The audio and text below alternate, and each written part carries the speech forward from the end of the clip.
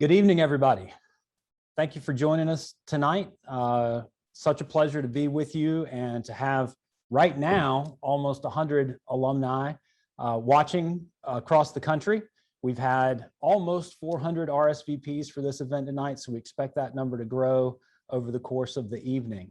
My name is Wes Hickman. I'm the CEO of the University of South Carolina Alumni Association, and this is the first in what we hope to be a series of alumni town halls. We're going to try to organize a few of these throughout the year. Some may be issue specific, some with special guests, some maybe with me and a select group of you, maybe some of our volunteers, Robin Roberts, our board president. But we want to try to do a better job over the coming year and the years ahead of providing opportunities for alumni voices to be shared with the leadership of the university, with the leadership of the Alumni Association, and make sure that you're getting the impact or the input that you feel like you have earned as graduates of this great institution. And so tonight's the first one. We have some special guests with us tonight. I do want to say, first of all, if you have questions for any of our guests, please use the Q&A feature in the Zoom webinar. That way we can get them in the queue, make sure they get answered. We've got 90 minutes to spend with y'all tonight, and hopefully we'll get through as many questions as we can. So without further ado, let's get started. Let me do some quick introductions first. I think the first of our guests probably needs no introduction to most of you. Harris Pastidis, our President Emeritus, but also now Interim President. Dr. Pastidis became president of the university in 2008, served for 11 years until 2019. Prior to that was vice president for research and dean of the Arnold School starting in 1998. So he's been around the university for a long time. Most of you on the line tonight probably went to school while he was president, or at least while he served here, or have met him at some event. And I think at one point, I did some back of the napkin calculations, and 1/3 of the living alumni of our university graduated while you served as president of this institution. So we're glad to have Dr. Pastidis with us here this evening. Also with us is Thad Westbrook. Thad is a member of the Board of Trustees of the university. He graduated, finished his undergraduate in 1996, law school in 1999, and has been on the Board of Trustees since 2010. He currently serves as the Vice Chairman of the Board of Trustees and the Chair of the Presidential Candidate Search Committee, which he will talk about a little later this evening. He is a partner at Nelson Mullins here in Columbia. And then our final guest tonight, who will be a regular with me as we go throughout this series of town halls, is the Board of Governors president. So the Board of Governors, as many of you know, is the governing body of the Alumni Association. The president of that board is Robin Roberts. Robin graduated from the university in 1976. He's been on the Board of Governors since 2016, served as the president-elect from 2018 to 2020, and is finishing up his first year as president this summer. Professionally, Robin is the president and co-founder of the National Media Group, but spends most of his time working with the Washington Media Scholars Foundation, a nonprofit that he founded 12 years ago. So I want to thank the three of you for being with us tonight. The way we'll work things tonight, so for those of you that weren't able to see maybe at first, President Pastidis and I are together here in the beautiful Pastidis Alumni Center, and the room that we are in is the Tom and Cheryl Hall drawing room. I want to give a shout out to the Halls for a very special gift that came in earlier this year as a part of the Give for Garnet Day of Giving to name this beautiful room in their honor. So thank you to the Halls for that. It's a great pleasure to be here with you, Harris. And then Thad and Robin are both joining us remotely from locations around the country. And so we're appreciative of their ability to be with us tonight. So what we'll do is we'll kind of open it up. We'll give the president an opportunity to make a few opening remarks about the university, the state of things at the university. And then we've got a few questions that have been submitted in advance from members of our alumni body. And then we'll also take, of course, questions through the Q&A function here in the Zoom webinar application. So Dr. Pastidis, let me turn it over to you. Well, Wes, it's great to be here with you tonight in this magnificent building. You know, while I was away, I had an office in the former Alumni Center at the Barringer House that most of our alumni would recognize as having been their home away from home as you approach the Capstone building on the left, a beautiful building, but not really what we needed. So I do believe that completing this building was one of the most important things that happened during my 11-year tenure. But it's thrilling to be back with the alumni. And I can tell you, second to no other responsibility this year will be to re-engage with the alumni. People often ask me, well, you know, the alumni are important to your history, aren't they? I say, yeah, they are, but they're very important to our future. You know, we can do very, very little without the support of the alumni. Now, people immediately say he's going to ask for money. I actually am not talking about money.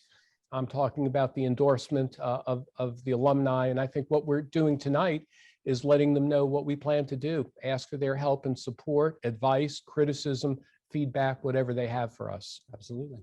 Great. Great. Well, why don't we start with where you've just come in, right? You've been away for a year and now you're back as the interim president. And I'm just curious, what are you most looking forward to in the year ahead? I am most looking forward to the return of the students. I had a lot of withdrawal after I left on July 30th, 2019, not being around the students, not being able to talk with them, to write to them, to take selfies with them, to take a mini conversation with them. So I'm very, very excited about their return. I'm excited to get to find out what Beamer Ball is all about. I'm excited to see some of the new programming we have at the university. It's been very hard, Wes, for every university in America to navigate the pandemic. I think this university did better than most, but don't take that for a minute to be a sign that we're not worried or that it was easy. Mm-hmm. I don't know that you know, but I recently was told that 600,000 American students did not attend college during the pandemic. Wow. That's a significant number. You know, where did they go and what's going to happen to them? Good news, though, our enrollment will be up over last year. This fall, we had an all-time record number of applications, well over 40,000. I want to look at the alumni in the eye and have them feel good that over 40,000 families invested in their time and effort to apply to this great university, and we'll be welcoming over 6,000. We're not sure of the exact number yet. They will come, we hope, from all 50 states, from different countries around the world, most of them from South Carolina. We expect about 51%, and it will be the most diverse student body and freshman class in particular in the history of the university. So we're extremely grateful for that. But you know, this year we have to hone in on the question of what makes the University of South Carolina special. The alumni know the answer, but if we're talking to the world about that, you know, how are we distinctive? And one thing I'd like to say, everybody knows we're a little crazier than most. We get that, and we've got a great mascot, right? It's just not quite enough. And to me, one thing that makes us truly special is the educational experience. And I like to talk about 4 things that we do at Carolina, although I think we have to express it better. We prepare our graduates for the workforce. We provide a liberal education, and that means a comprehensive exposure to both the arts and to the sciences. We teach them to think analytically, not to be consumers of knowledge, but to be creators of knowledge. And finally, to be leaders. And I think if we can describe those 4 things in a way that is both understandable and approachable to people, I think our future will be great. Finally, I would say that, you know, stepping back in, you know, at a complex moment in time was not easy for me or Patricia. In case the alumni are wondering, like, were we unhappy or bored? No and no. But when the call came, how do you turn your back on this university? And I hope each and every one of our alumni listening tonight would answer the call as well in their own way. When this university calls you, you do answer. So it disrupted some of the plans we had made for the year, but on balance, I think it'll be a great year. Patricia has forewarned me, though, it better not be for more than a year in case, because I know that question will come up. How long would you like to serve? You know, the better that Mr. Westbrook and the quicker that he and the committee could do their job, the happier I'll be. That's not to say that I'm in a rush. Let me use the word stability and calm. The University of South Carolina needs to have a stable year, not a boring year. It needs to have a calm year, not a standstill year. And so we'll continue to make progress this year in every important aspect of university life. It's going to be one of the best years we've had in a long, long time, but we also need to make it a stable year, you know, and part of that, I'll look at the alumni again, is bringing back our alumni who, through no fault of their own or your own, became estranged a little bit during COVID. So we want the alumni back here. I'm going to go out as you and your colleagues invite me to go to alumni gatherings wherever they may be, all over the state, all over the country, all over the world. And I'll end with this. When I wear my Carolina pin in an airport or in a restaurant, wherever it may be, I cannot tell you how many people come up to me and say, you know what, best years of my life. And we'll continue resonating with it, with that idea. And so I plan to have a great year. There'll be challenges ahead. We'll talk about some of those, I'm sure, tonight, and answer some questions. But what a privilege and a pleasure to be with you tonight. Great. Thank you. Thank you. So I want to ask a quick question, you know, building off of those four things that we need to talk about, you know, relative to the university and what we do really well here. I think you have a really great example or opportunity to exemplify leadership and help our students, help our faculty, staff, alumni see leadership in maybe a different capacity. We haven't had an interim president at this university in quite some time. And so talk a little bit about how an interim president is maybe different than your role the first go round, and how you will approach the coming year and help to bring about that stability that we need as we continue to make progress going forward. Yeah, in two very impactful ways, it's different. The first is I'm not really here to re-strategize. The university has a strategic plan. Of course, I'm still becoming familiar with it. My role isn't to really rethink that plan, although I owe it to our constituents to comment on it and to give, to offer my advice and opinion. As I said, my real job, I think, is to bring stability, operational stability, but also to think of new ways we can communicate and represent ourselves. But in a personal way, Wes, I would say it's liberating to have the interim title. You know, someone mentioned to me, well, you know, they can fire you at any time. You don't have a long-term contract. And to which I responded, I could fire them at any time too. I truly believe I could be a little more risk tolerant. I could roll the dice a little bit more if I feel that it would be good for the university. I don't mean in a frivolous way. I mean in a substantive way. So I hope to be able to do some things that if I were a first-year president, expecting and hoping for a long term, I might be a little more timid to try. Great. So you did an event with us during the pandemic where you sort of looked at COVID from a global perspective, from your background in public health. And now that you're back here on campus, you had the opportunity to sort of watch from afar. What is the fall going to look like for the students who are returning? How are we going to be able to return to normal, so to speak, or at least begin to return to normal? And what can our alumni expect, maybe in the world of athletics or how they engage with the university, come in here with events? What does the fall look like, kind of moving out of this pandemic?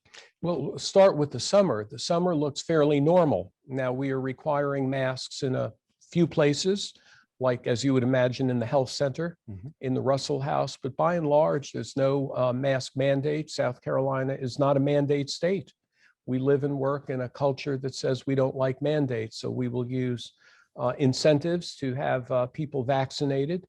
Unfortunately, younger people are the least likely to be vaccinated. I met with Alex Harrell, president of the student body, yesterday about how we can incentivize vaccination. Can we have some contests? I'm not really committed to paying people to be vaccinated. That seems a bit coercive to me, but ways that we can strongly encourage vaccination. I think our alumni will be amazed to see normalcy in the fall. I think we'll see Williams-Brice Stadium at capacity level. Now, let me put an asterisk on that. I think the pandemic is not in our rear view mirror yet. I think it's in our side view mirror.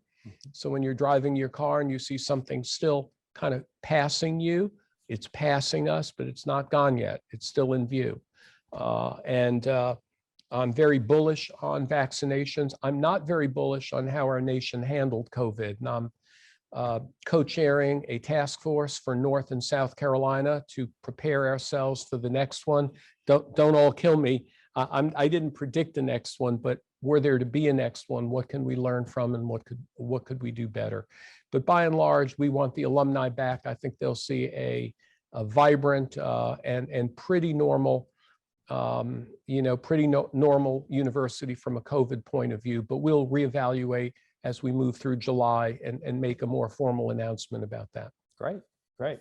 Well, we've got a couple of questions that have come up here in the chat or in the Q&A.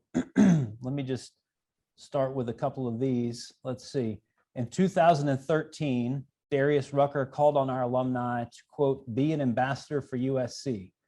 However, in 2019, the university introduced a new branding, abandoning the USC moniker and mark that had been used for more than a century. To date, there has been no data produced that demonstrates that this change made significant change in our student recruitment. How can we discuss branding going forward and embrace that 99% of us graduated and that Darius Rucker called us to be an ambassador for?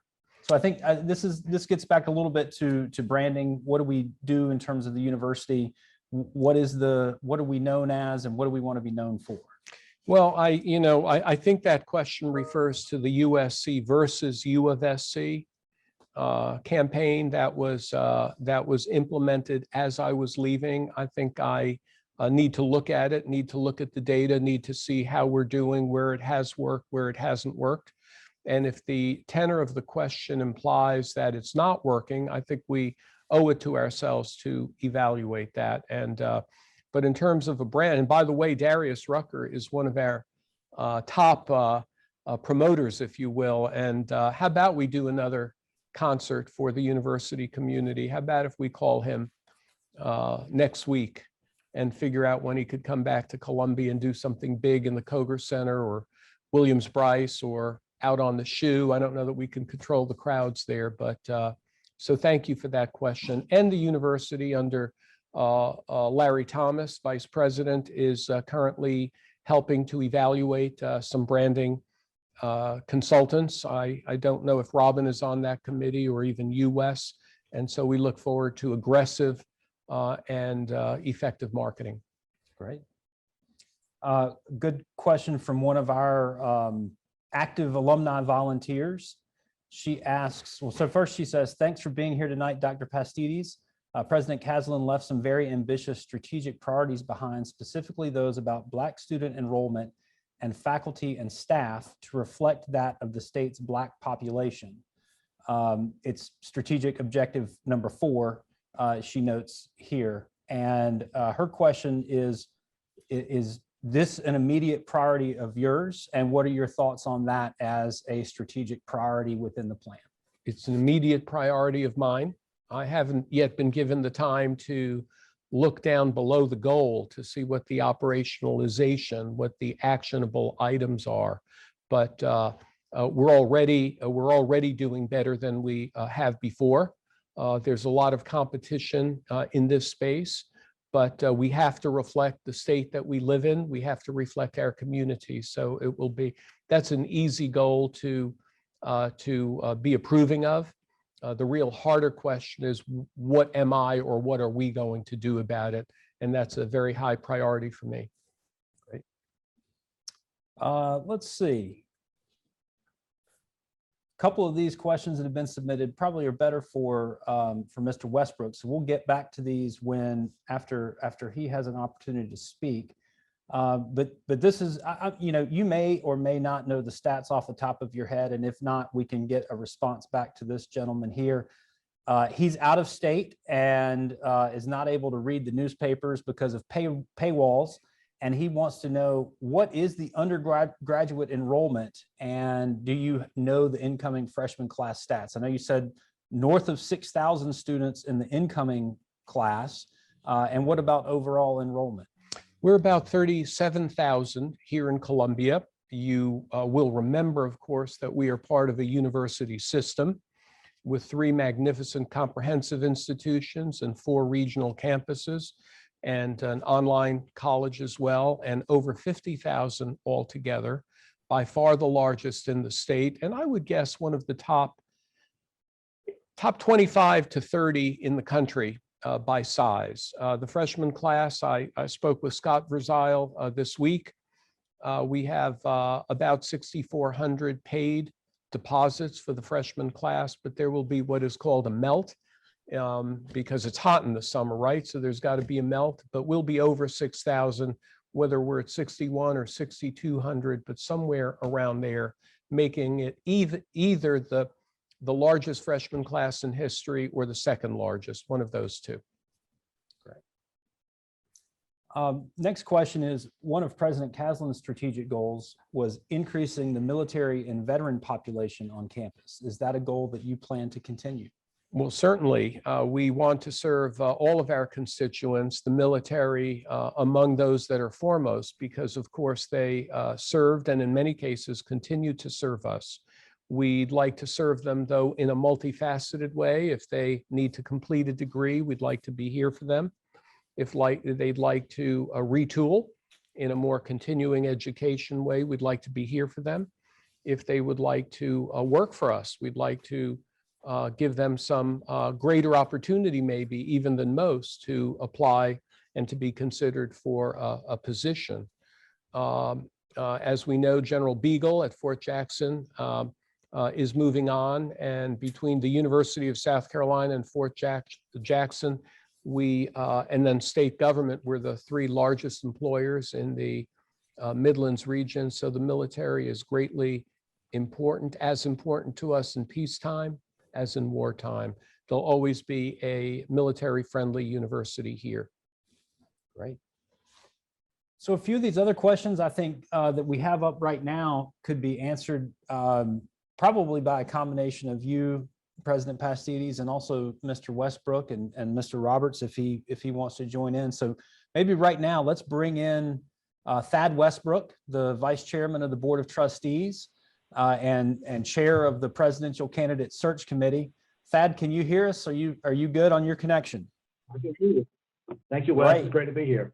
Great. Well, thank you. Thank you very much for being here this evening. So maybe if you would take just a couple of minutes to talk, first of all, about the presidential search, where the search committee is. I know that you've had a couple of meetings at this point, and maybe if you can, the short-term plans for where you want to go, and then a little bit on the long-term vision as well. Great. Well, thank you, Wes. And it's great to be here. I want to thank Robin Roberts for the invitation to join you this evening as well. And as a lifetime member of the Alumni Association, it's particularly special to speak to my fellow alumni about where we're going with the Presidential Candidate Search Committee. I want to provide a little background for you, and the background offers some insight into some of the reforms we've made in board governance. Those reforms took place last year where we sought input from AGB, an outside consulting firm, about reforms that would be appropriate for the board going forward. And then also we had a couple of governance consultants in higher education. These are consultants who work with multiple schools.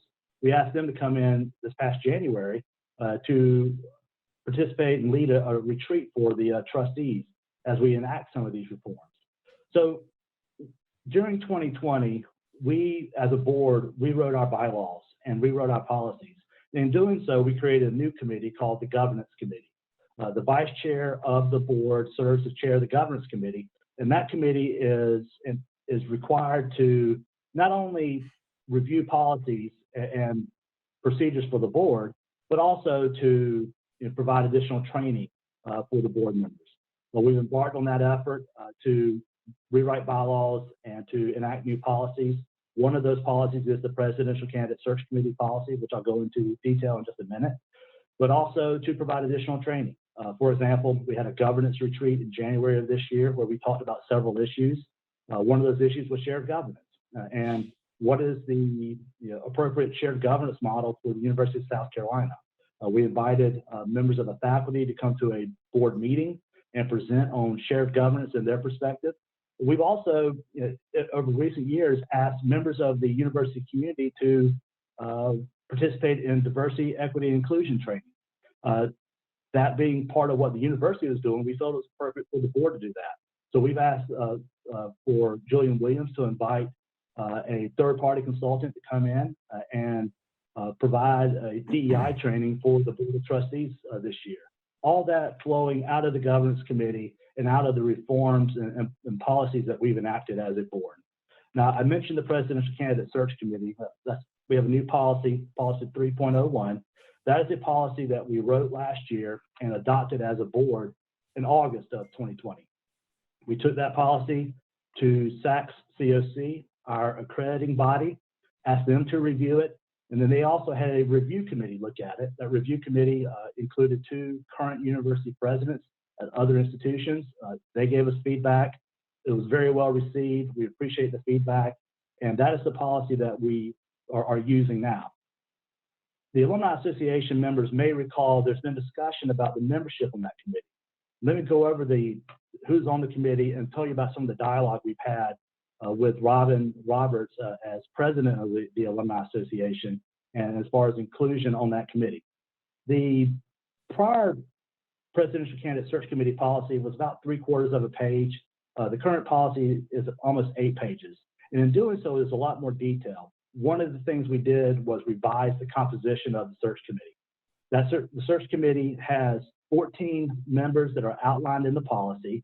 And then as a board, we've added 7 additional non-voting advisory members.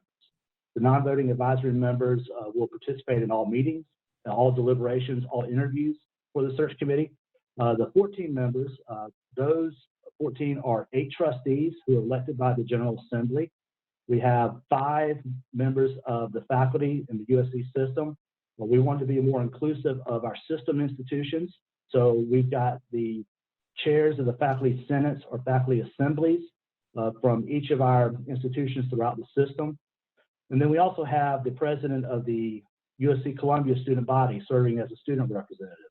Those 14 are the voting members of the committee as outlined in the policy. Then we have the additional 7 members. Those 7 members represent donors, the Alumni Association. Robin Roberts serves on the committee. We have foundation representatives. We have an additional member of the USC Columbia faculty to provide more diversity in background and research background for the committee. And then we also have a dean, the Dean of Engineering in USC Columbia to participate as well and provide a perspective on research. So the 21 members of the committee are operating under a new policy. I mentioned that Robin is a non-voting member. Over the past few months, we've actually been taking in input from different stakeholder groups about who will be on the search committee whenever we would have one. And we plan to take that up in August of this year. And now we're in a position where we are already engaged in a search before the policy could be revised. So what we did was we asked Robin to join us and participate on behalf of the Alumni Association, but also Robin, as a member of the Board of Trustees, will have a vote as a member of the board when it's time to actually make a selection for our next president.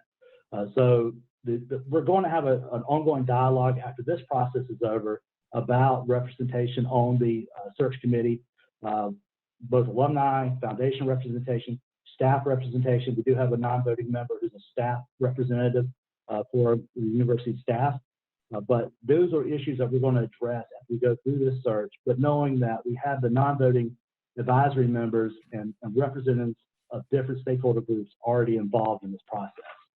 The new search committee not only revised the composition, but it provides a lot more structure and a lot more detail for what the search committee should be doing. So there's an explicit delineation of the role of the chair of the committee. What can the chair decide and what does the committee need to decide? And as you might imagine, the committee needs to be making virtually all the decisions.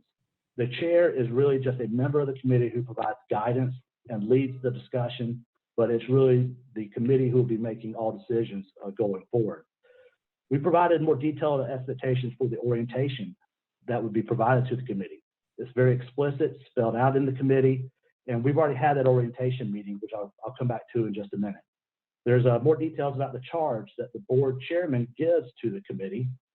There's a detailed description about confidentiality and the importance of confidentiality, not only so we can protect the identity of candidates who may be in great jobs, who don't want to risk losing those jobs, but also so the members of the committee can feel free to speak very clearly about their feelings and their beliefs about the candidates that are being reviewed. But we also incorporate a new policy. One of those policies we adopted last year, policy 1.19, which is protecting the university from external influences. That is a policy that requires members of the committee, including the chair, to disclose any effort by an outside donor, public official, alumni, whoever, seeking to leverage authority to provide influence or influence the independent decision-making process for the search committee. That policy is spelled out where it's not only reported to the chair of the committee, but it goes to the board chairman and to the governance committee to be addressed if needed. There are procedures for removing the chair of the search committee and members of the search committee for failing to comply with the policy or failing to comply with the confidentiality requirements or the external influence policy. We have guidelines for employing a search firm. I'll get back to that in a minute. And then also guidelines for thoroughly reviewing the candidates, the background checks, and making sure that we know everything about the candidates that could be known through thorough background checks. So that's the new policy. What have we done so far? We've had 2 meetings. The first meeting was an orientation meeting, very structured. We not only went over the policies that apply to this committee, we spent some time getting to know each other. It's a really great group of people. I've enjoyed getting to know them. I'm looking forward to working with them. Some of the people I've not met before, many of us have not met each other. But this is an opportunity for us to come together to work on selecting a candidate or a group of candidates to recommend to the board who we think would be best to lead the university into the future. We also heard from several individuals. We heard from the general counsel of the university about legal issues. We heard from Julian Williams, our vice president for diversity and inclusion. We heard from Dr. Carl Wells with EOP, and we also heard from our HR representative. All training and background information to prepare the committee members for the search. During our second meeting, I thought, who best to talk to the committee about what it takes to be the president of the university, other than Dr. Pastidis. And so I invited Dr. Pastidis to come speak to us. He was very gracious in giving us time to come speak to the committee about what he's learned over the more than 11 years that he's served as president, and to give his perspective of what qualities or qualifications are needed to lead the university. In addition, we asked I.S. Levy-Johnson, the chair of the President's Community Advisory Committee, to give his perspective from a community perspective about what qualities and qualifications we should look for. The committee also, in the second meeting, talked about getting input from stakeholder groups and the community at large about this. So what we are doing is the Alumni Association and other stakeholder groups will receive an opportunity to give input by email through a survey that they would fill out, telling us what qualifications and qualities they think need to be considered in searching for a new president. And then also there will be opportunities for face-to-face meetings or virtual meetings like this for people to provide input directly in a public setting, not only with the Alumni Association, but stakeholder groups and the community at large over the next several weeks. So look for those opportunities. And on behalf of the Alumni Association, Robin Roberts will lead those efforts along with Wes to seek your input on what qualifications and qualities we need to look for. We have not written a position description. We have not written a statement of qualifications. We have held that process until we hear from you and we get input about what we need to consider. We are also working to hire a search firm. We have more than a dozen firms that have sent proposals, and we're reviewing those proposals, and we will go about here in the next week and a half, conducting interviews, actually 2 weeks. During the next 2 weeks, we're going to conduct interviews to identify a search firm to work with us in conducting our search going forward. So that's where we are. Our next meeting is June 24th. So that would be an opportunity for us as a committee to not only talk about input that we're already getting from stakeholders, but to also begin the process of selecting a search firm to guide us in this effort. Wes, that's an overview. I'll be happy to answer any questions. Yeah, I appreciate that. Very comprehensive. Thank you so much. And I do just want to reiterate that we've been in conversation with the Office of the Board of Trustees about the survey that Mr. Westbrook mentioned, that we will then help to distribute to alumni as the board and the search committee seek your input on what those qualifications should be for the role of president of the university. That instrument is being designed right now. We're helping to figure out how that might look, the easiest way to get it out to people. It will be via email, so be on the lookout for that. We do want to get as much input as we can. So there'll be sort of that official process, and then a little preview of something that we're going to do with the Alumni Association. We're going to try to develop a system that will make it a bit easier for our alumni to communicate more regularly with the university through the Alumni Association about the search process or about operational aspects of university life, things that are going on campus, if they've got comments for the president. So we're in the process of developing a new web portal on the Alumni Association website as well, so that we can help act as a conduit for those voices between the alumni and the university. A couple of questions relative to the search process popped up here, and I had a couple that were submitted earlier. One of these, you mentioned the Association of Governing Boards, AGB, the group that was brought in to do some consulting with the board. And a lot of what they were looking at was the process behind the search in 2018, maybe lessons learned that they identified. Could you speak to two things? One, do you feel like those lessons that were learned from 2018 have been addressed with the changes in the bylaws and the way the committee is set up? Two, is AGB still involved, and will you be using them as a resource as we go throughout this search process? Great, Wes. Thank you for those questions.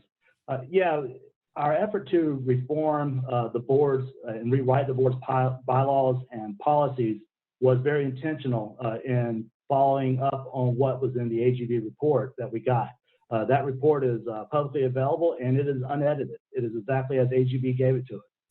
It was a very thorough look, and what we did in rewriting our bylaws and policies, including the one for the Presidential Candidate Search Committee, was to address many of the issues that they raised.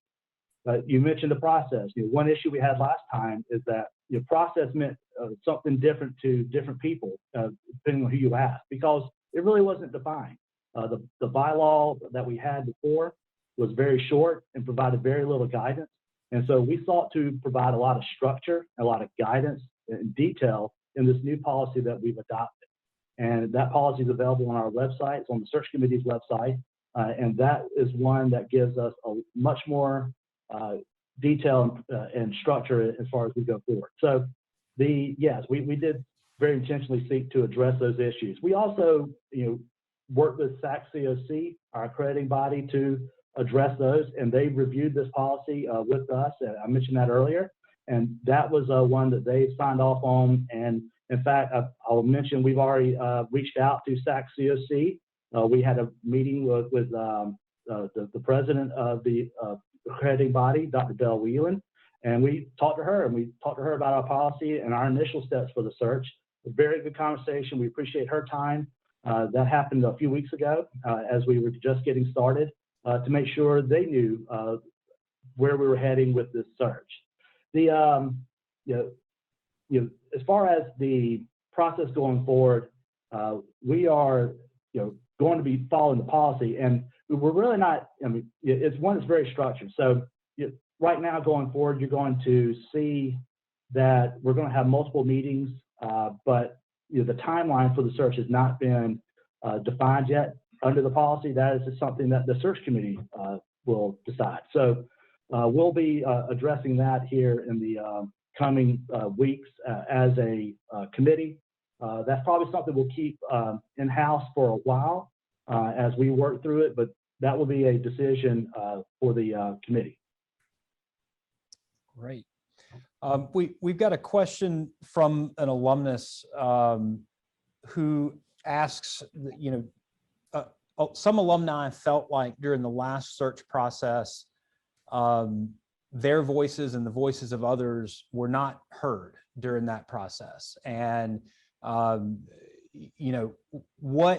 what can be done this go round to make sure that those voices are heard, that there's a feedback loop of some sort to ensure that the committee has received and heard those voices. And it's really more about regaining trust, right, than process, but maybe process has something to do with that. If you wanted to address that, Mr. Westbrook. Sure. Well, like we talked about earlier, you'll get us not only a survey, but an opportunity to speak up as alumni. And please do it. Please give us your feedback. We are less than a month since the committee's actually been formed. We've already had a couple of meetings, but we're not writing the position description or the statement of qualifications for candidates until we hear from our alumni and other stakeholder groups. So please provide that feedback, and we are listening now to our alumni and others about what we need to be looking for in our candidates. The policy provides that the committee will provide updates. Obviously, there's a confidentiality requirement as well. So we'll balance those two requirements in the policy to be sure there are updates as we go along through the process. We'll work with a search firm to provide guidance on how we should handle the process going forward, both relying on the policy we have and the decisions made by the committee as we work to identify, as the policy says, not less than 3 finalists to present to the board. But there will be multiple opportunities for feedback along the way. We won't be able to identify candidates because of the confidentiality requirement, but there will be opportunities for people to give us some feedback. Right. And we have a couple of questions. So one clarifying question, and you just addressed it a little bit, and that is the names of candidates become public when the finalists are announced. And so there was a clarifying question: are we not going to announce a finalist until it is one person? But the answer to that, I think this is correct, that the state's Freedom of Information Act requires that we release publicly no fewer than 3 finalists. Is that correct? Yeah, that's correct. And that's something that our general counsel briefed us on. So state law requires that we provide the names of not less than 3 finalists. So whenever that's done, people will see those names and they will see their background materials and materials they provided to us. Those will all be subject to FOIA. And I expect they will be requested and for people to review. So you will see those 3 names at the very end. So until we as a board name the finalists, there aren't any disclosure requirements, and that's to protect the candidates as we go through this process. So we're not going to have a great pool of candidates that they feel like that they're going to be outed early, in the process. But there will be an understanding that the 3 finalists, whoever they are, their names will be available to the public. And we've got a lot of other questions on different topics, but I do want to ask this one. There's a couple questions in here that refer to outside influence or external influence, political influence, things that have come up in the past. And so I want to kind of see if I can roll all these into one and maybe have you respond. So there's, obviously we know that according to state law, both the governor and the superintendent of education are members of our board of trustees, and their membership and their elected nature, does that introduce some degree of outside influence, if you will, just by the very fact that they are members of our board? And then maybe another question, which is similar, is that, our board members are appointed by, at least most of them, by the General Assembly, which in and of itself is a political body. And does that bring other influence into this process that might be considered outside influence? And how do you, as the search committee chairman, and how do our board members more broadly either resist that outside influence, or how do we minimize the politics that has to go into getting elected to the General Assembly and getting elected governor? How do we keep that out of our process here when it comes to selecting a president? Great. Thank you, Wes. Yeah, so the new policy we adopted last year, policy 1.19, was written with state law in mind, knowing that the governor is the ex officio chairman of the board. The governor has 2 appointees to the board, and the superintendent of education serves on the board. We, in writing the policy, make it clear that it's the board's responsibility to act independently of any external influence. It's not just political or public officials. It's donor, alumni, community leaders. It could be anyone who would leverage authority or influence to impact the independent decision-making of the board.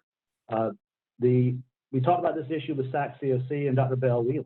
And SAC-COC's position is that if the governor chooses to sit on the board, which the governor by state law has a right to do, then the governor speaks in the board meetings, and in fact, by state law, would chair the meetings, but the governor would be in the room for all those meetings. If the governor elects to appoint someone in his seat, which he does, we have a member of the board who he has appointed to serve, and that person will speak on behalf of the governor and others. The process going forward is one where the external influence policy has a lot of teeth to it. And not only by having the policy for the board, but incorporating it into the presidential candidate search committee is particularly important, because if there's a violation of the policy by the chair or by a member of the committee, those individuals can be removed from the search, taken out of the process by the board. And so it is incumbent upon the members of the committee to guard against external influence, and then also to, for the board to do the same. And so what we are doing in making the policy very well known is an additional check. It's on our website. We're talking about it tonight. I've talked about it. I've already had a meeting with our faculty senate in Columbia to talk about it. And I want to be sure that people know that there are guide rails in place to address this issue, because we know it was an issue of concern last time, and we don't want to go back to a situation where we're having to talk about those issues. What we want to be talking about is the University of South Carolina and a wonderful pool of candidates that we're looking at to lead our university going forward. Great, thank you. And I do want to get Mr. Roberts in and have his voice be heard on this too. And so, Robin, there's a couple of questions about your role in the search process as an advisor to the search committee, and also as a member of the trustees, but specifically as that relates to how you serve as the voice for alumni and what you do to make sure that these alumni voices are being heard, how you respond and work with the information that we've got coming in through the Alumni Association, and then how you share that with members of the search committee and with members of the trustees. So if you would address that, please. Well, thanks, Wes, and Thad, thank you very, very much for that detailed overview of the search committee. First of all, I appreciate the opportunity to represent the Alumni Association on the search committee, and excited to have a seat at the table and represent the entire alumni community. So I'd like for the alumni to be assured that our voices are being heard and will continue to be heard going forward. That's clear. No issues whatsoever with that. But I think, Wes, the key thing is we've been listening, I've been listening, and we'll continue to do so, and to listen to all the feedback from our alumni community, any issues and concerns they may have. And as you spoke about earlier, there'll be a mechanism in which the Presidential Candidate Search Committee will receive this information and to include it in their work going forward. So we have a very diversified group representing all stakeholders within the alumni community. I think the committee has done a great job of assembling a very diverse group. And so, as has been said earlier, I'd just like to note that when candidates, minimum of 3, are recommended to the full board, alumni will have a vote on the next president of this great university. So, but the key thing there, Wes, I think is listening, and we've been working together, you and I and the others there at the staff, of developing a mechanism within our community, within our association, to accept feedback and make sure we forward that to the proper people. Great, thank you. All right, there are a few other topics that are here in the Q&A. If we have time at the end, I'll try to come back to some of these questions about the search process, but I do want to also try to touch on a few of these other topics. Maybe the easiest transition would be this one. So we have this search going on for president, but we also have a couple other vacancies on campus right now. So President Pastides, what about the provost search? Are we going to embark on a provost search during this interim year? Are we going to, Dean Stephen Cutler has been named the interim provost from the College of Pharmacy. Fantastic leader. What are we going to do around the provost? Well, Steve is a very fine leader, and we were, by the way, sorry to lose Provost Bill Tate, who is will be president beginning on the 1st of next month. But let me say that my recommendation will be that we start the provost search, trailing the presidential search, but that we come up with a slate of finalists, let's say 3, for the provost, but not appoint anyone until a president is elected, or at least a president, until we have a president-elect, and let then that individual negotiate with and weigh in on making an offer. And the reason is that, you know, a provostial candidate worth their weight, worth their salt, would want to know who their boss is going to be, who's the president going to be. But I would hate to wait, because then it could take another full year.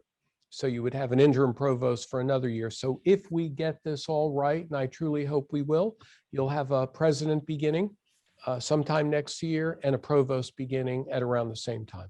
Great. And for some of our interim deanships, same approach, Yeah, or well, we wait? No, I think there'll be a variable approach. We have too many interims. I'm not happy about that. Doesn't give the it doesn't give the air of stability of the kind that I would have hoped for. But as Steve Spurrier used to say, it is what it is.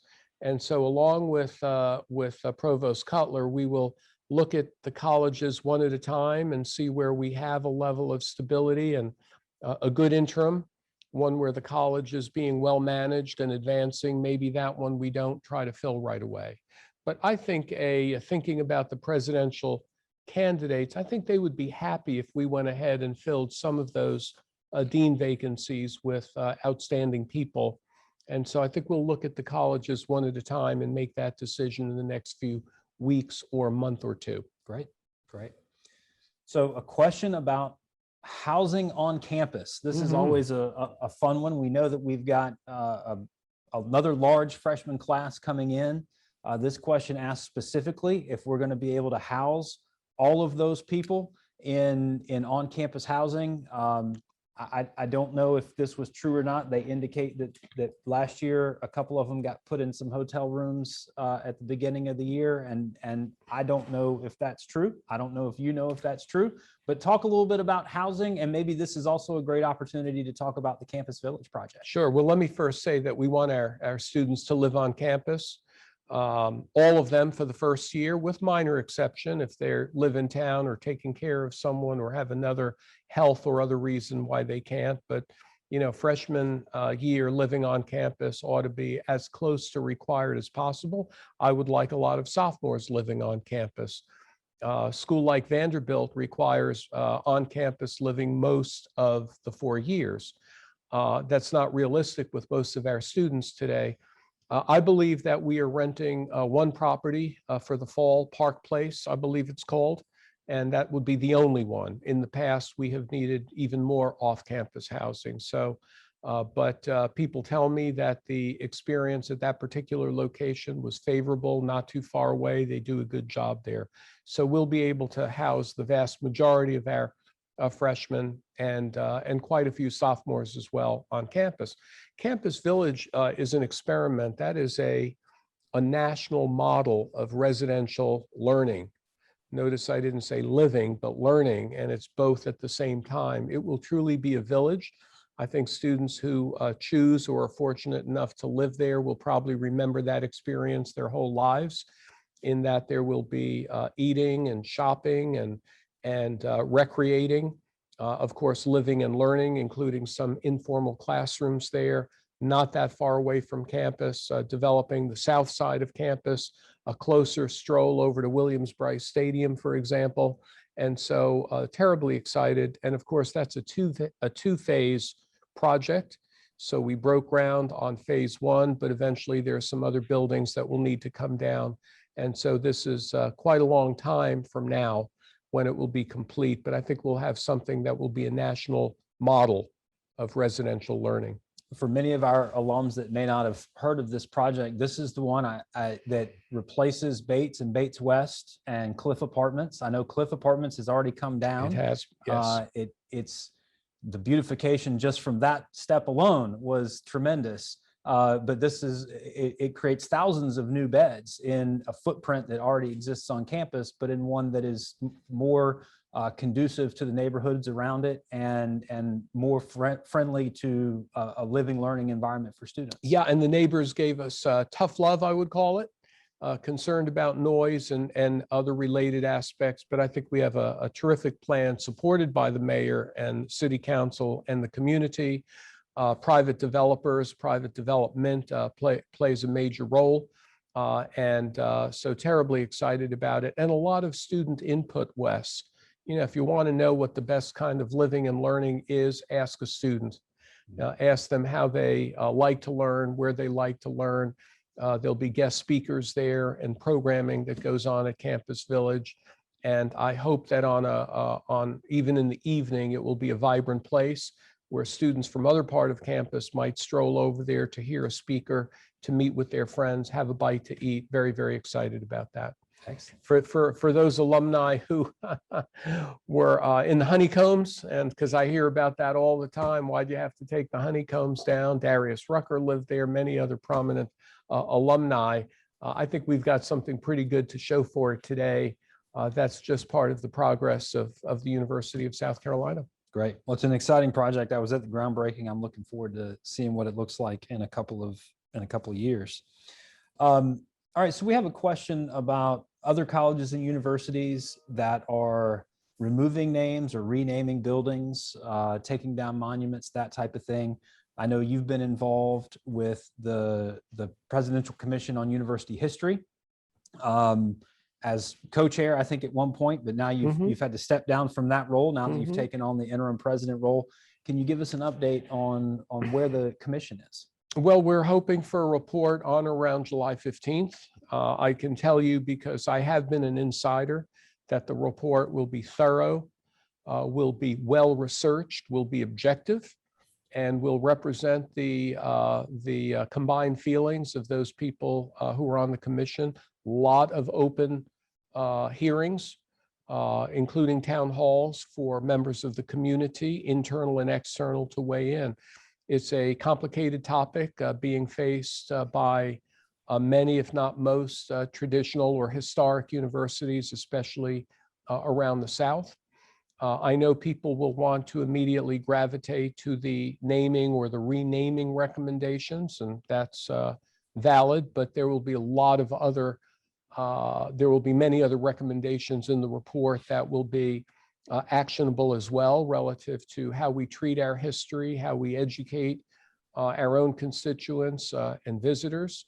So I'm extremely excited about receiving the report. The report will be public and available to everybody to read in its entirety. No censorship, no expurgation, just a full comprehensive report. Of course, we'll need to enter yet another period of listening and vetting, because these are the experts who produced the report. By the way, the commission met with their peers at UNC, Chapel Hill, at UVA, and at other places as well, to see how they handled it. Some people have said it took too long, and I would disagree with that.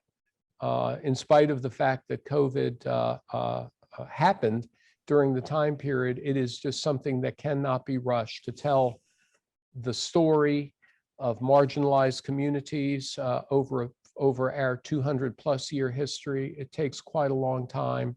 And given that there were historians on the commission, they had to do it the right way. Absolutely. Great. Well,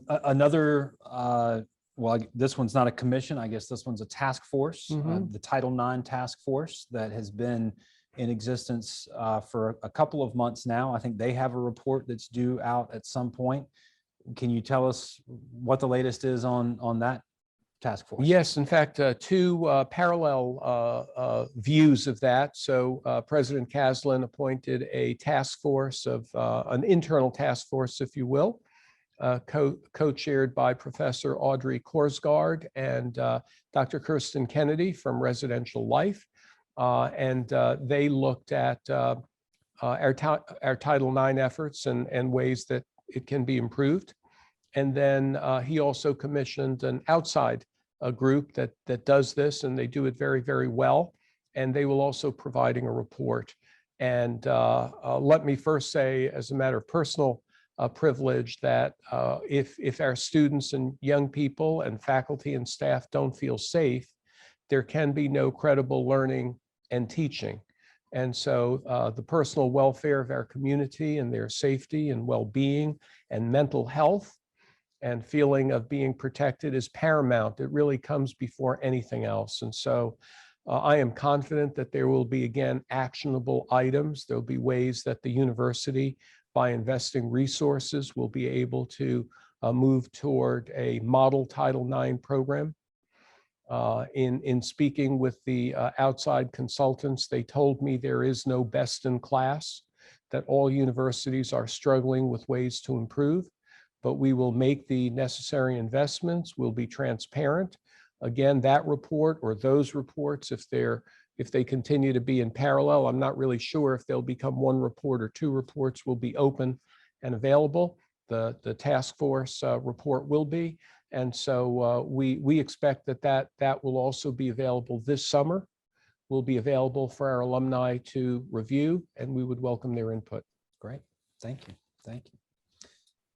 So this question came in, and I would have thought that this came from a former student body president, given his role in all of this, but is there a replacement under consideration for the Russell House?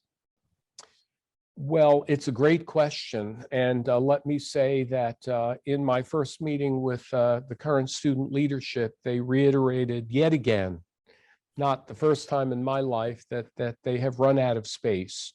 And they have visited other universities, including in the Southeastern Conference, and say they've got better student congregating space and more of it. When I was president, Wes, as you'll remember, we looked at the Carolina Coliseum.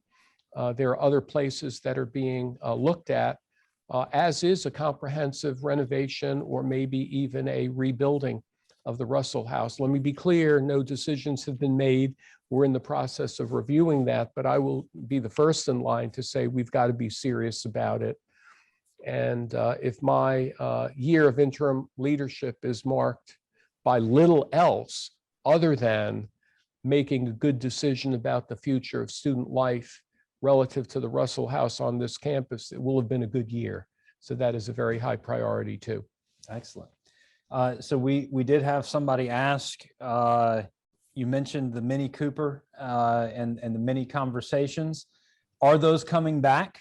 Can we look forward to more mini conversations with President Pastides in the next year? Well, you can break this story right now. You heard it here live. Yes, in fact, I had the car washed this morning, and we're planning to do them. I did promise the student government officials, the president, VP, treasurer, and president of the Student Senate, that they would have the first ride. And you know, I didn't sell the car, Wes, when I moved on, and not because I thought I would ever need it for this again, but I was seriously too attached to it to let it go. I let go of many, many other things, memorabilia, as you might imagine, and signed things, all of them terribly, terribly important to me. But I have a pair of beautiful Gamecock cufflinks that an alum gave to me, that an individual whose father had given them to him. And then the Mini Cooper, not an artifact, but something that was very important to me. And I drove it around the state with the tail feathers that you well remember. And it was an opportunity for me to continue to engage with our alumni and constituents. So there'll be many more Mini Cooper conversations. If the alumni have an idea of who they might be with, I hope they'll let me know. And if they would like to be in them, maybe we'll do some kind of raffle. Sounds like a You great need another idea. naming opportunity here in We do, the indeed, Alumni yeah. Center? I'm kidding about that, but let me know. So we had somebody email, this was a question that came in, I don't know, probably 2 or 3 weeks ago, and I just sort of held on to it, waiting for an opportunity to do this. But the question is, will you move into the president's house? I know that you know Patricia has written a book about life in the president's house for all the previous administrations and presidents that live there and their families. Are they all going to move back in? You know, we thought long and hard about it, and there was a long list of pros and cons, and we eventually decided, and again, we're breaking this story right here officially, yes, we will. Right now, the house is being repaired. There's some leakage and some mold in a few corners of it, but in time for the return of students, Patricia and I will move back in, give up any remaining shred of privacy that we would have had. As our alumni might know, we kept an apartment in Columbia and used it. It's extremely comfortable, and we like it very much. But I think the president of this university needs to live in the heart of the Horseshoe. And so we do look forward to that. I'd love to think that we might host a game day, ESPN game day, during the football season. We'll see about that. As I said before, a couple of concerts on the Horseshoe, and I'm well familiar with when the students come back on a Friday or Saturday night, because they tend to congregate outside.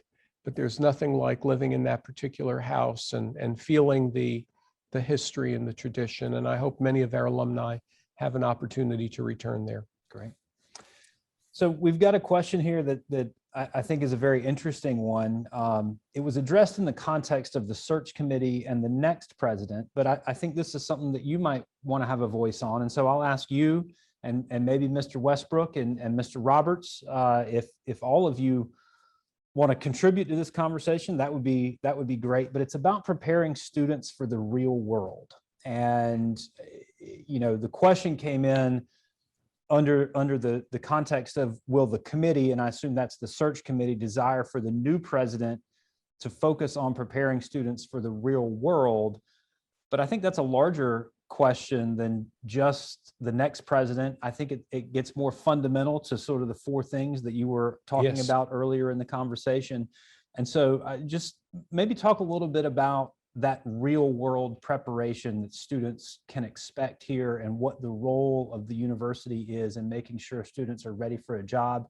And if you want to start, Mr. President, and then we can jump to Mr. Westbrook and Mr. Roberts. Well, I'll be very quick in that regard. And embedded in the question, Wes, might be an insinuation that they're not ready or fully ready for the real world. And we do find, in fact, that there is occasionally a lack of preparedness. Look, in society as a whole, people complain about young people, young men in particular, that it takes them longer to grow up and to mature. And really the best way to prepare for the real world, in my opinion, is to be in the real world, is to experience internships and other community participation, to be taught really critical analytical thinking, how to use the information around us. When I ask students where they get their news from, newspapers, no. Television news, no. Online podcasts, not really. It just comes to them as a result of the social media places that they generally travel. And they need to have a better and more rounded view of the world. They need to engage globally. I love the fact that we're in Columbia, South Carolina, at least this campus is, so that they can taste, smell, and feel of the real world. But I do believe it is part of our responsibility and mission to do an even better job at preparing them. Great.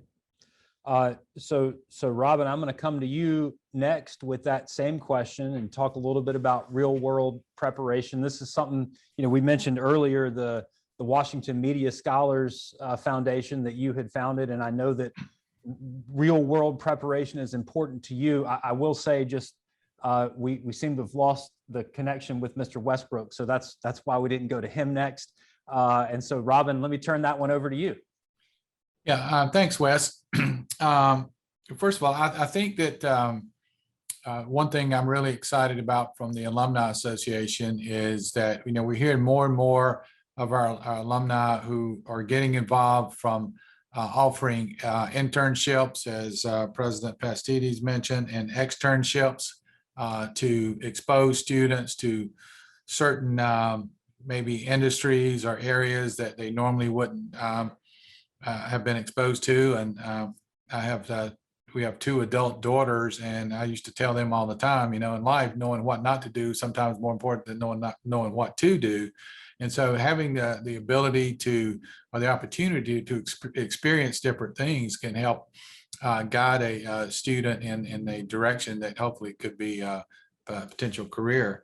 But the other thing is, I'm excited about the actual alums who are offered to be mentors. And I just think that's so important that, all of us, someone has helped all of us somewhere along the way. And I think we have, quite frankly, an obligation and responsibility to pitch in and help where we can, and especially these young aspiring students, to help point them in the right direction.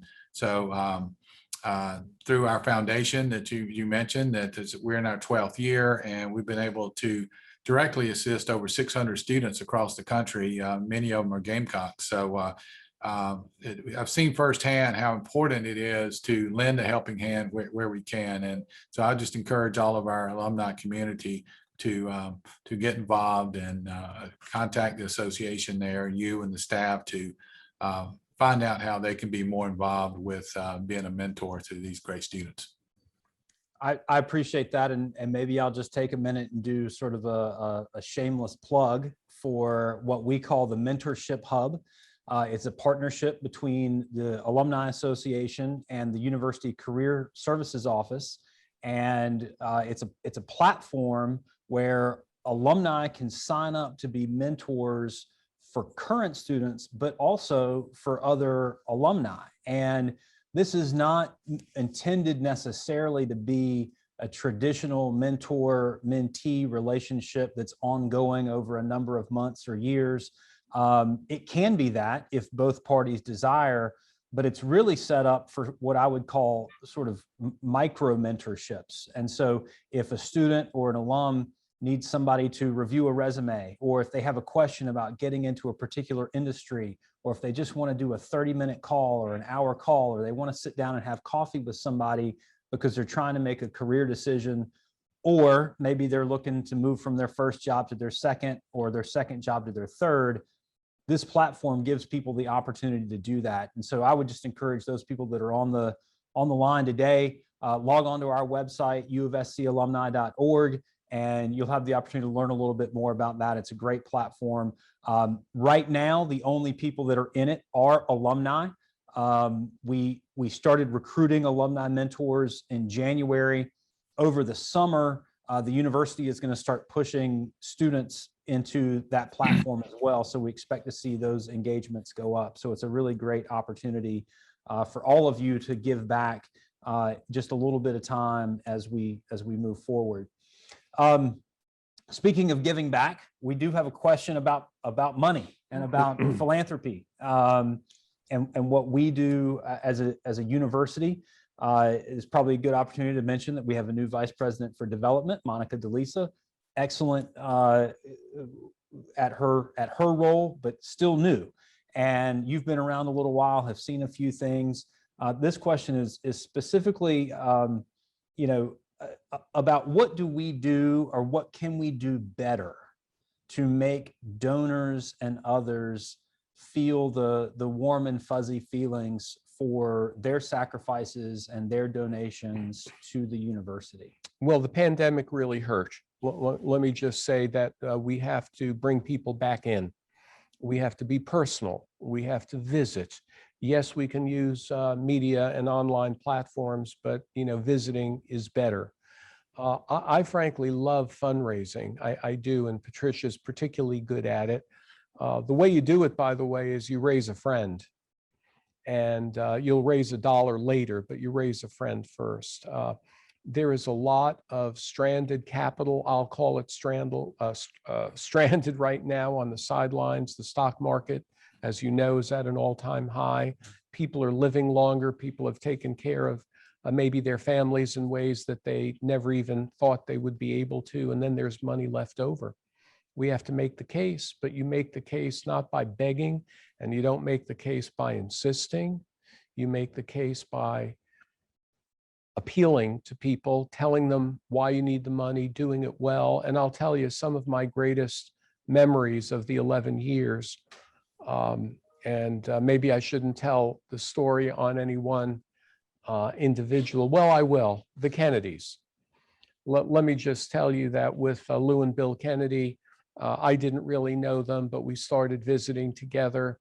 And at some point, I made what I considered an ambitious request for pharmacy, for a leadership program in pharmacy, for other activities.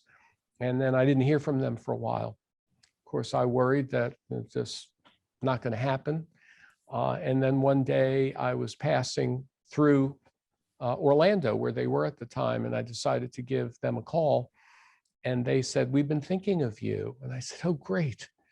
And they said, that proposal you asked for, it's a good amount of money. And I said, "Oh, here we go.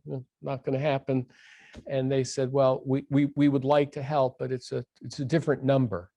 And I started calculating and speculating in my mind, how low would it be? And they said, "If you work with us, we'd like to make it more than you asked for, because we think you need more." And I kind of dropped the phone. And while that didn't happen very, very often, it happened more than once, where people, blew my mind in their responsiveness. And so, we love doing it. It is a warm and fuzzy thing, though. I believe people give to people. They do have memories of the institution and they can see the progress, but they give when they trust people. And so Patricia and I will be active. Monica, of course, is a fine new leader, but it will be for the next president to really launch that next campaign, what we called Carolina's Promise. The numbers got to be bigger. The effort's got to be stronger, but I think we've got the goods to make it successful. Great. And don't share this with Lou Kennedy tonight. I'm kidding. I would imagine Lou's probably actually watching tonight. Hi, Lou. As you know, she's also one of our biggest supporters here at the Alumni Of course. Association. We have the Bill and Lou Kennedy lobby downstairs, and much appreciation for her and Bill and all that they do for the university. We're getting close on time. I do have one question, and then I want to let each of you do a little bit of wrap up, and that is about Patricia and her role in the next year and all the things that she's up to. Talk a little bit about what she's doing. Well, she was more reluctant than me to come back, just in perfect candor. I think what I missed during the 20 months for her, that gap was filled or plugged with new things, but in particular family. If our alumni don't know, and no reason they should, in addition to our 2 wonderful granddaughters, we were blessed to have a new grandson. He is 4 months old this month, and his name is Harris Pastidis. Someday I'll tell him the Alumni Center was named for him. That's right. But what a joy that is. And she could spend all of her time with them and taking care of them, and with her other interests as well. But she also missed the place. So she's going to dive right back in and promote the university and have cooking classes. And she's already promised student government that she'll give them cooking lessons and promote healthy living and healthy behaviors. She's a great asset. And every time I used to get a complaint about my salary, they'd say, "Hey, President, you make a lot of money." I would say, "Okay, first of all, divide it by 7 days a week, 24 hours a day, and then divide it by 2, because you have Patricia for free." And then they said, "Okay, if you do that kind of calculation, I get it. Maybe it's fair." So our alumni will be seeing a lot of her this year. Great. She, the 2 of you, I think, still rank as our most popular online programs during the pandemic, and really appreciate all that she did for us as well. Well, in the few minutes that we have left, I want to ask you and Robin, what do you think are maybe our biggest challenges in the year to come, but then also what you're most excited about? And they may be the same things, but maybe not. So we'll start with you. Well, on the challenge side, I used the word distinctive before. The world of higher ed is increasingly competitive. Now, we are lucky. South Carolina is a growth state. We're in the Southeastern Conference. We've got a lot of buzz around us, but that may or may not last forever. So I would like to further define our educational model. I would like to be known not only for the Honors College, not only for the Darla Moore School of Business and for public health, but I'd like us really to be credited and known for the model of undergraduate education. I think we need to hone that a little bit more. So it's a challenge and an opportunity. On the excitement side, boy, the cultural programs and athletics, without exaggeration, Wes, I'm probably out 5 or 6 of the 7 nights a week, either at University Theater or at the Symphony or at volleyball or at women's soccer or at you name it. And then, of course, there are the football weekends that consume the whole weekend. And so I'm excited. I've got some stored up energy. I tell people I'm like a plug-in hybrid car. I've been plugged in for 20 months. My batteries are pretty fully charged. Now, I'll tell you, in the first 3 weeks, they've begun to move down. So I've lost 1 bar, but I think I've got plenty of reservoir to make it till the end of the year. So I hope the alumni are okay if they see me just about everywhere, because that's where I plan to be. Great. Thank you. Robin, how about you? Biggest challenge and what you're most excited about? Well, it's been noted, obviously, just coming out of a pandemic here, and it was a very, very tough year for every university, every school in the country. And but I applaud the leadership of our school. We came out in pretty good shape considering everything. But still, there's a lot to be done. There are many challenges ahead at our Alumni Association. we're still standing. It was tough times there for a go, but we're still standing, and we kind of came out on the other side in better shape, quite frankly. And we had to make some tough decisions, as you know, along the way. But we're excited about the future and everything in store. There's just too many initiatives that are going on that to list right now. But it's exciting to